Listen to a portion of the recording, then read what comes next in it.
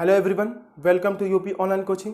तो UP online coaching के आज के इस सेशन में हम पढ़ेंगे क्रम विनिमय प्रगुण, क्रम विनिमय नियम। जैसा कि आपको पता है, यूपी ऑनलाइन कोचिंग के इस चैनल पे यूपी बोर्ड हिंदी मीडियम की सभी कक्षाएं संचालित हो रही हैं, चाहे उत्तर प्रदेश माध्यमिक शिक्षा परिषद का सिलेबस हो, चाहे उत्तर प्रदेश बेसिक शिक्षा परिषद का सिलेबस हो। तो आप उस वीडियो का जो लाभ है हमारे चैनल के माध्यम से ले सकते हैं। तो जिसमें मैं आपको कक्षा 6 का विषय गणित पढ़ा रहा हूं, जिसमें मैंने अभ्यास 1 को पूर्ण रूप से कवर कर दिया है, उसका न्यूमेरिकल भी, और उसका जो भी अभ्यास 1 में था उसको मैंने कवर कर दिया है। और अभ्यास 2 में मैंने पूर्ण संख्याओं पर संक्रियाएं जैसे जोड़, घटाना, गुणा, भाग को मैंने बताया है। और उसके बाद मैंने क्रम विनिमय प्रगुण से पहले मैंने आपको समरक प्रगुण पढ़ाया था। तो आज के इस सेशन में हम पढ़ेंगे कि क्रम विनिमय प्रगुण या क्रम विनिमय नियम क्या होता है, जो कि ये अभी देखिए क्रम विनिमय प्रगुण को हम देखेंगे कि ये जोड़ पे किस हद तक, कैसे और कहां तक लागू होता है, घटाने पे कैसे, किस प्रकार और किस हद तक लागू होता है, गुणा पर किस हद तक, किस प्रकार और कैसे लागू होता है, भाग पर किस हद तक, किस प्रकार और कैसे लागू होता है। तो क्रम विनिमय देखेंगे। इसके पहले वीडियो में मैंने आपको बताया था कि समरक प्रगुण जोड़ के लिए, घटाने के लिए, गुणा के लिए, भाग के लिए समरक प्रगुण जो लागू होता है वो किस हद तक, कैसे और किस प्रकार लागू होता है, और कहाँ पे लागू होता है, कहाँ पे नहीं लागू होता है, उसका मैंने ट्रिक भी बताया था। तो उसके लिए आप हमारे वीडियो को देख सकते हैं समरक प्रगुण के। आज के इस वीडियो में हम पढ़ेंगे क्रम विनिमय प्रगुण। तो क्रम विनिमय, पहले हम ये समझते हैं क्रम विनिमय क्या होता है। क्रम मतलब स्थान, विनिमय मतलब होता है अदला बदली, यानी कि स्थान की अदला बदली। जैसे अभी अगर हम जोड़ में देखें तो क्रम विनिमय प्रगुण जो नियम है ये, इसका यही एक सिद्धांत है कि इसका क्रम बदलने पे, अगर जोड़ में क्रम बदलने पे कोई संख्या ले लीजिए और जोड़ में क्रम बदलने पे अगर उसके मान में कोई परिवर्तन नहीं होता है, तब तो वो क्रम विनिमय प्रगुण के नियम को फॉलो करता है। और अगर जोड़ने पे उसके मान में परिवर्तन होता है, तब वो क्रम विनिमय प्रगुण के नियम को फॉलो नहीं करता है। उसी प्रकार घटाने में भी देखेंगे, गुणा में भी और भाग में भी। तो सबसे पहले चलते हैं जोड़ के लिए, देखते हैं कि क्रम विनिमय प्रगुण किस हद तक, कहां तक और कैसे लागू होता है। मान लीजिए, पहले आप लीजिए कोई संख्या ले लीजिए, 2 + 3 बराबर कितना आ गया, 5। क्लियर है। और अगर अब देखिए क्या है, क्रम विनिमय, क्रम मतलब स्थान, विनिमय मतलब अदला बदली। तो मान लीजिए ये पहले क्रम पे है और ये दूसरे क्रम पे है। अगर हम इसको बदल दें, तब अगर मान में कोई परिवर्तन होता है, तब ये क्रम विनिमय प्रगुण को फॉलो नहीं करता है। अगर मान में कोई परिवर्तन नहीं होता है, तब ये क्रम विनिमय प्रगुण के नियम को फॉलो करता है। और अगर हम इसको देखिए तो कैसे कर दें, 3 + 2 अगर हम कर दें, तब क्या मान में कोई परिवर्तन हो रहा है? जी नहीं। देखिए यहाँ पे भी 5 था, यहाँ पे भी 5 था। एक और एग्जाम्पल ले लेते हैं, 15 + 13 बराबर क्या हो जाएगा, 15 + 13 = 15 + 13 बराबर क्या हो जाएगा, 28। और अगर हम 13 + 15 कर दें तो क्या कोई दूसरा अंक मिलेगा? जी नहीं, वही अंक मिलेगा। 15 + 13 = 28 और 13 + 15 = 28, 28।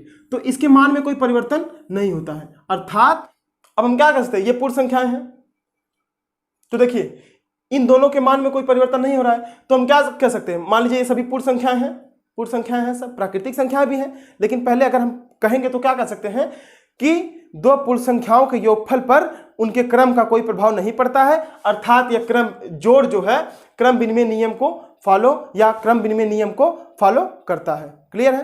तो अब हम देखते हैं कि घटाने में क्रम विनिमय प्रगुण नियम लागू किया जा सकता है या नहीं किया जा सकता है, और अगर किया जा सकता है तो कहां तक, कब किया जा सकता है और कैसे किया जा सकता है। चलिए देखते हैं। मान लीजिए आपने कोई संख्या लिया 5 - 3, तो 5 - 3 = 2 आ गया।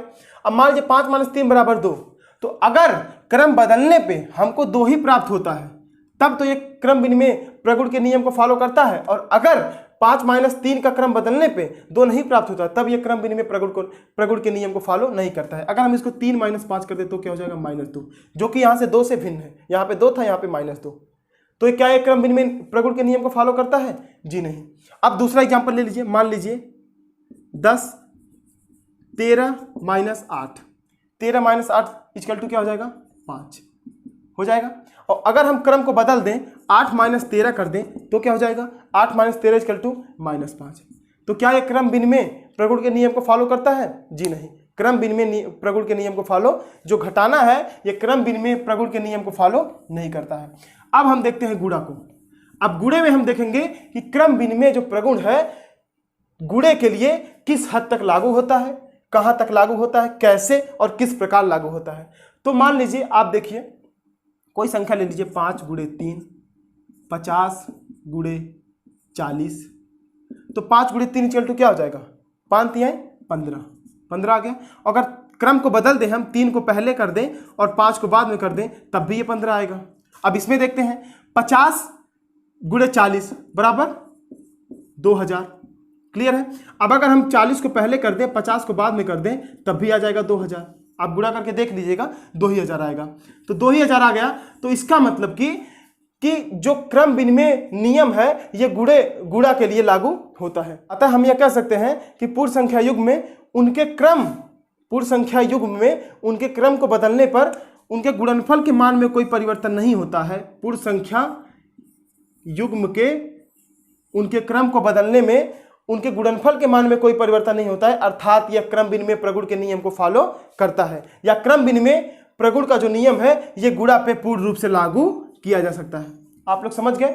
अब आते हैं, हम देखते हैं कि भाग के लिए क्रम विनिमय प्रगुण किस हद तक लागू होता है, या क्रम विनिमय प्रगुण भाग पर किस तरह लागू होता है, कैसे और कहां तक लागू होता है। तो मान लीजिए आपने कोई संख्या ले लिया, आपने ले लिया 5 15। अब अगर 5 से आपने 15 में भाग दिया तो ये आ गया 3। और अगर क्रम को हम बदल दें, 15 से 5 में भाग दे दें, तो क्या ये 3 आएगा? नहीं आएगा, कदापि नहीं आएगा, कभी भी नहीं आएगा। तो 5 15 ले लीजिए, आप 8 7 ले लीजिए, 7 में से आप 8 को भाग दीजिए, जितनी संख्या आती है, अगर 8 को फिर 7 में भाग देंगे तो उतनी संख्या नहीं आएगी। कोई भी संख्या ले लीजिए, मान लीजिए आपने ले लिया 11, यहाँ पे ले लिया 33, 11 से आपने 33 में भाग दिया, यहाँ पे आ गया 3, 11 तिहाई 33, ये कट गया, 11 तिहाई 33। और अगर हम 33 से 11 में भाग दें, 33 से 11 में भाग दें, तो क्या ये 3 आएगा? जी नहीं। तो अर्थात हम ये कह सकते हैं कि जो भाग है वो क्रम विनिमय प्रगुण के नियम को फॉलो नहीं करता है, या क्रम विनिमय प्रगुण जो है वो भाग पर लागू नहीं होता है। तो हमने क्या सीखा आज कि जोड़ के लिए क्रम विनिमय प्रगुण नियम पूर्ण रूप से लागू होता है, और घटाने के लिए क्रम विनिमय प्रगुण का जो नियम है वो लागू नहीं होता है, और गुणे के लिए भी क्रम विनिमय प्रगुण का जो नियम है पूर्ण रूप से लागू होता है, और भाग के लिए क्रम विनिमय प्रगुण का जो नियम है वो पूर्ण रूप से नहीं, भाग के लिए लागू होगा ही नहीं। तो अगर आपको हमारा वीडियो अच्छा लगा तो इस वीडियो को लाइक कर दीजिए, चैनल को सब्सक्राइब कर दीजिए, बेल आइकन भी दबा दीजिए, ताकि हमारे जो नोटिफिकेशन है आप तक पहुंचते रहे सबसे पहले। Thanks for